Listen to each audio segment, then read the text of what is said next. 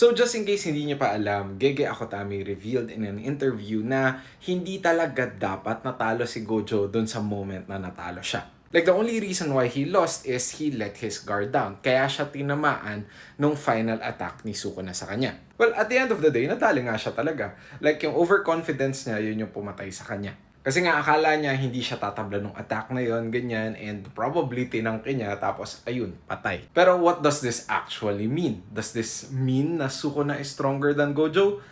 Not necessarily. Is Gojo stronger than Sukuna?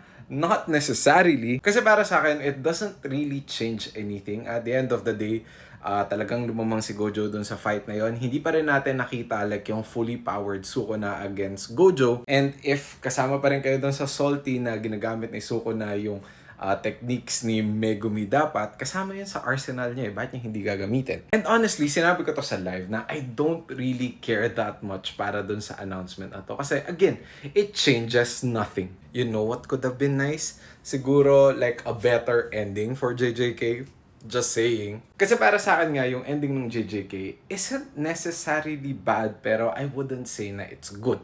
Kasi marami na sayang na character arcs, maraming plot holes, maraming mga stories na pwede pang pag-usapan. Like, wala akong problema kung paano napatay si Sukuna. Ang issue ko is yung mga story na nangyari before that, like yung mga little events na nangyari before that, and yung nangyari after. Kasi,